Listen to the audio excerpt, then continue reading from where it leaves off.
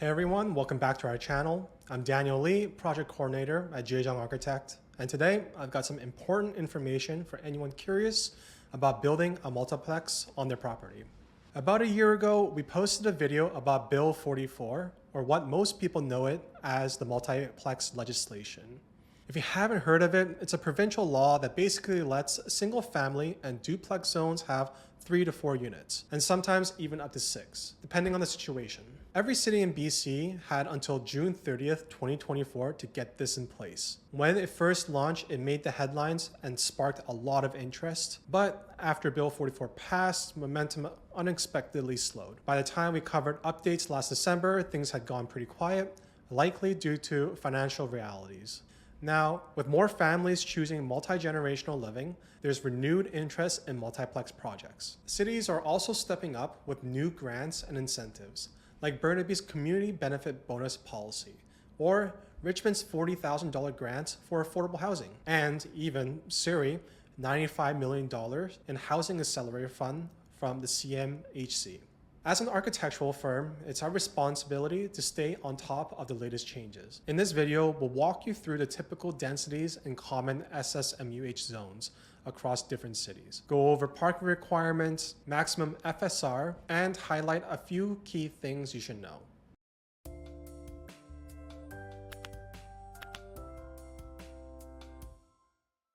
Now, let's start with Vancouver.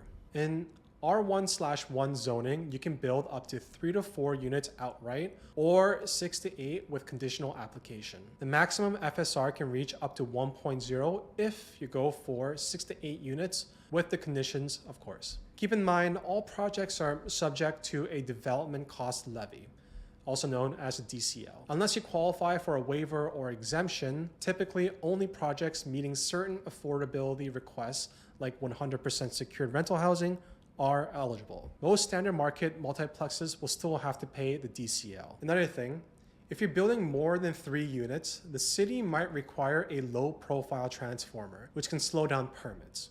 There are also minimum site area and frontage rules to meet, and parking access has to come from the back lane. In short, Vancouver offers solid FSR potential and the option to build up to 8 units, but the trade-off are the high DCL cost and strict zoning requirements. Moving on to Burnaby, Maple Ridge, and the city of Langley. In these cities, most zones allow 3 to 4 units outright, and up to 6 units if you are within a frequent transit network area or near a designated bus stop. A big plus here, there is no FSR requirement.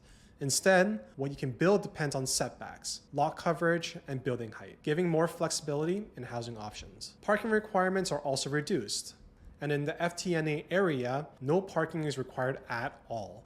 While that is a nice perk for some, it's worth noting many people still rely on private vehicles, and for rentals, having a parking spot can be the key factor for tenants or family members. Next up is Surrey, Port Coquitlam, and Richmond. Under the provincial legislation, you can build 3 to 4 units outright and up to 6 near a frequent transit network. Parking requirement is also reduced with no parking needed near certain bus stops. So in a lot of ways, similar to Burnaby as well. Surrey offers strong FSR options with duplexes and houseplexes reaching up to 1.0 FSR. But FSR rules can get a bit tricky depending on the housing type, and some forms require a back lane for access. In Port Coquitlam, triplexes can also go up to 1.0 FSR, but only near prescribed bus stops. Richmond, on the other hand, is a little bit more limited, with a maximum FSR of 0.6 for lots up to 464 square meters, and just 0.3 for larger lots, which don't leave much room to work with. Next is the city of North Vancouver. The city's draft SSMUH bylaw is still in progress, but from the February 2025 council meeting, we know 3 to 4 units will be allowed per lot and up to 6 with conditions. Details like FSR are not finalized yet, though several housing types have been mentioned, and like Vancouver, they're also removing all parking requirements.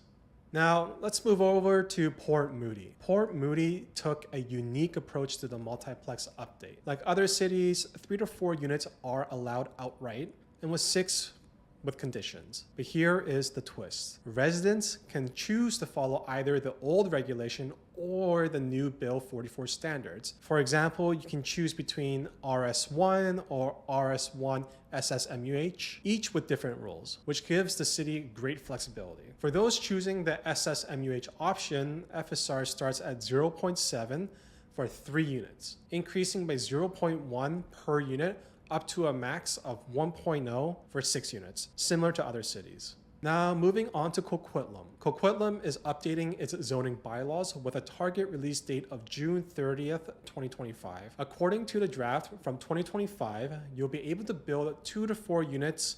FSR will be at 0.65 for 1 to 2 units, and 0.75 for triplexes and fourplexes. One thing to note is that large minimum lot size and frontage requirements. For instance, a 650 square meter lot will require a 18.5 meter of frontage. This could limit redevelopment opportunities as not many lots will meet these criteria.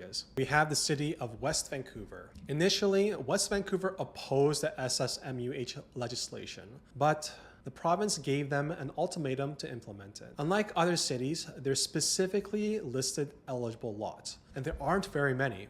The number of units varies by location, with a max of 3, 4, or 6 units. Parking requirements are still unclear, but there are no requirements near prescribed bus stops. And now finally, the Township of Langley. Unlike other cities allowing up to 6 units, the township permits only 3 to 4. Parking is 1 space per unit with a minimum of 2 spaces per lot. There's no FSR, but allowable gross floor areas are set for upper floors. Now with this, we can tell that each city has its own advantages and trade-offs, and the best option will ultimately depend on your goals, your site, and your long-term plans. Thanks for tuning in. If you found this video to be helpful, make sure to give it a like and subscribe to our channel for more updates on multiplex housing and zoning changes across the Lower Mainland. If you're thinking about building a multiplex or have questions about what's possible on your property, feel free to reach out to us at Jung Architect Incorporated. We're always happy to help you navigate the designs and approval processes. Let us know in the comments which city you think is handling multiplexes the best,